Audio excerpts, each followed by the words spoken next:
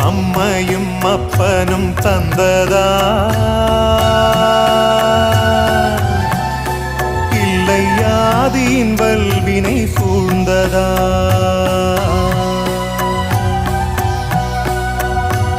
அம்மையும் அப்பனும் தந்ததால் இல்லை ஆதியின் வல்வினை சூழ்ந்ததால் இம்மையை நான் அறியாததா?